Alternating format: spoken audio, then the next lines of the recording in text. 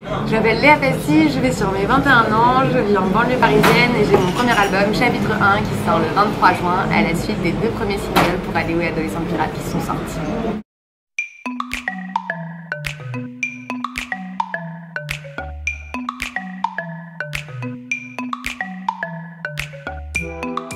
Te souviendras-tu de nos imprudences, d'une jeunesse qui pleure, des appels manqués? Sais-tu qu'aimais-tu le peu d'innocence au fond de nos cœurs, presque aimantés? Il a sûrement trop plu durant nos absences, les nuits sans couleur, les hôtels hantés. Il se moque de nos entailles, seul dans ce train qui déraille. Pour aller où, aller où, aller? Pour aller où, aller où, aller? Pour aller où, aller où, aller? Vivre une dernière fois, si demain n'existe pas. Le premier album, Chapitre 1, c'est un album hyper autobiographique que j'ai construit pendant 2 ans et demi avec mon auteur et mon producteur, Tristan Salvati et Yoann Mallory, qui m'ont à l'époque repéré sur YouTube quand je faisais mes reprises toute seule dans ma chambre, sur mon lit. Et c'est un projet en fait qu'on a mis un moment à construire parce que j'avais vraiment envie d'avoir des textes qui étaient calqués sur des expériences de vie. Et voilà, je ne suis pas une machine musicale.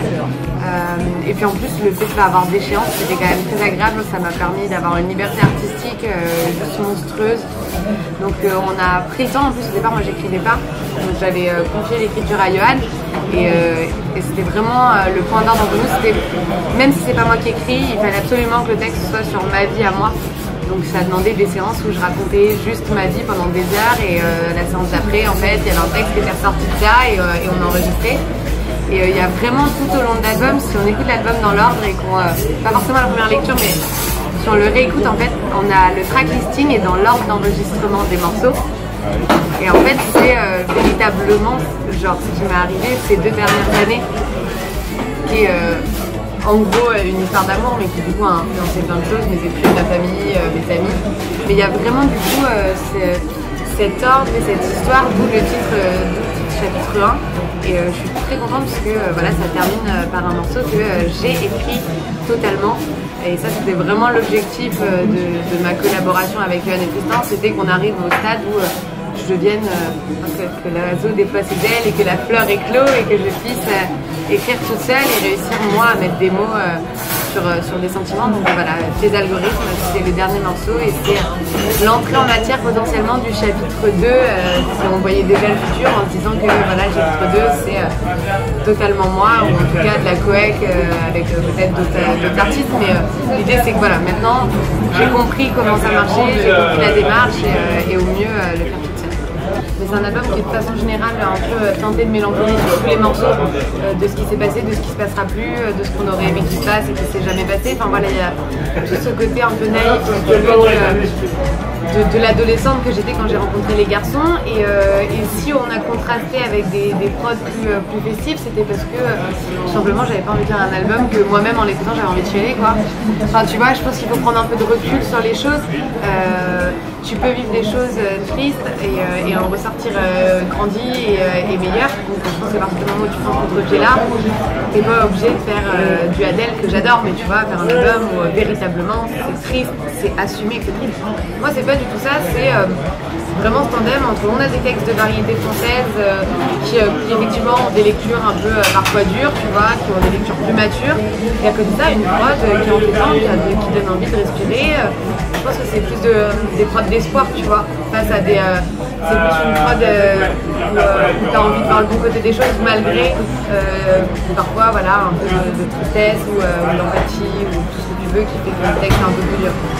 Ouais c'est ça, on voit vraiment, tu vois, tout le fil de l'histoire quand tu arrives sur le morceau par exemple Ne m'en veux pas, qui est un des derniers morceaux de l'album.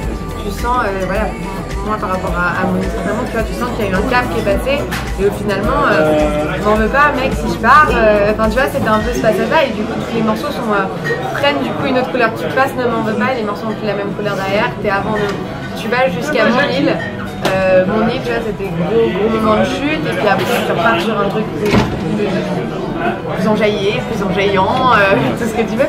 Mais c'est vraiment toute cette continuité-là qui fait que l'album, il a un peu des hauts, des bas, des morceaux, des ballades, des choses comme ça.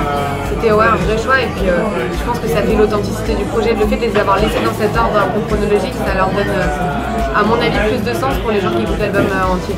Pour moi, il y a complètement ce côté catharsis quand on écoute cet album, tu vois, il y a un espèce de truc.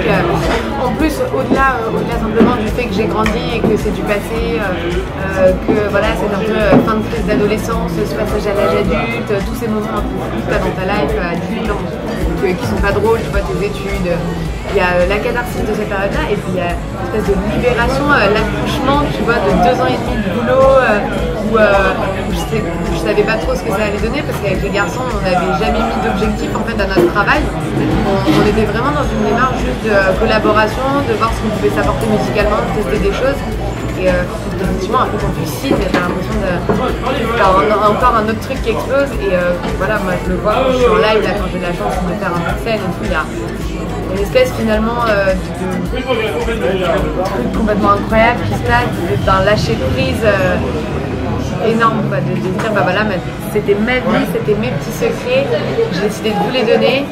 Et maintenant, faites-en votre analyse, faites-en votre lecture, parce que c'est aussi ça qu'on a essayé de faire dans les textes. Effectivement, comme tu dis, c'est une histoire qui est très personnelle, mais on a essayé de trouver des mots quand même qui étaient assez généralistes, pour que chacun puisse se reconnaître ou voir un moment de sa vie ou quelque chose qu'il avait vécu. Et en l'occurrence, là, je l'ai fait avec Pour aller où. J'ai reçu des messages, alors pour moi c'est un morceau qui parle plus de mon passage justement de l'adolescence à l'âge adulte, de quand je me suis demandé si j'arrêtais la musique pour faire si j'arrêtais mes études pardon, pour faire la musique, etc.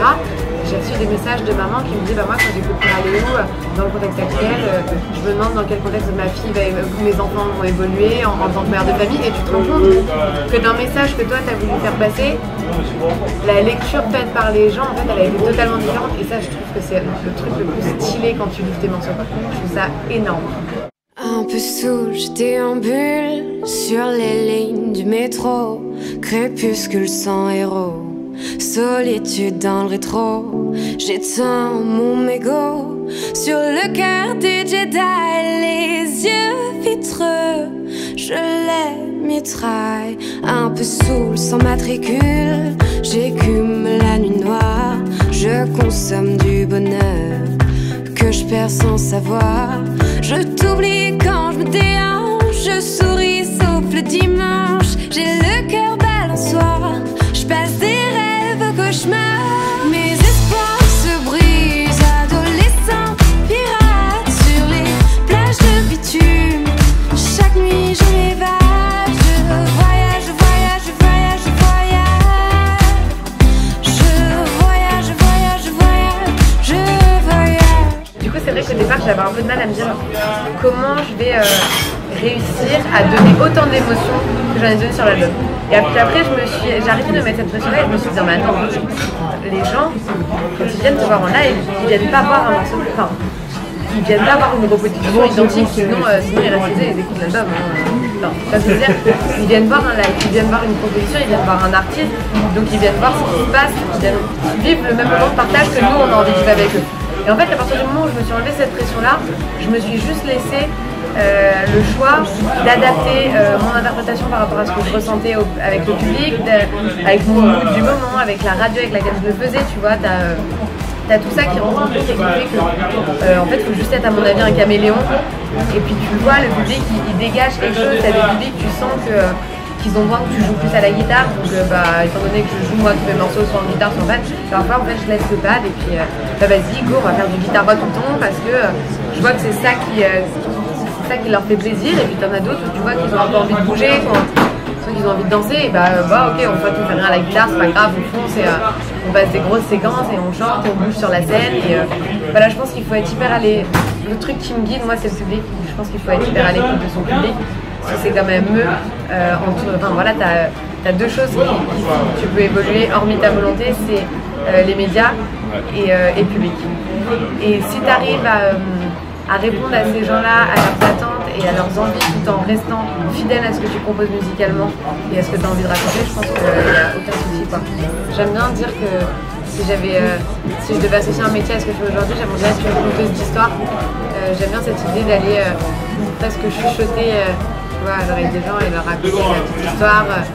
Donc je resterai sur quelque chose de très personnel, mais en même temps, depuis 6 mois déjà, il m'est arrivé des choses complètement folles. Rien que ce qui m'arrive musicalement, tu vois, qu'on n'est pas à l'abri que j'ai prise dessus, et puis d'autres choses voilà, qui me touchent, qui finalement n'ont peut-être plus rien à voir avec l'amour de couple, mais qui, pour moi, l'amour, ça a plein de facettes, tu vois, c'est le pardon, c'est la reconnaissance, c'est l'amitié, c'est la famille, donc ça peut prendre tellement de formes.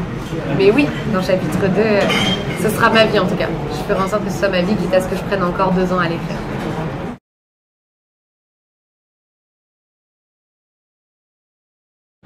Tous les fans qui liront ou qui regarderont cette interview, j'aimerais juste les remercier du plus profond de mon cœur parce que cet album, je l'ai construit avant eux, mais il se développe avec eux et il se défend pour eux.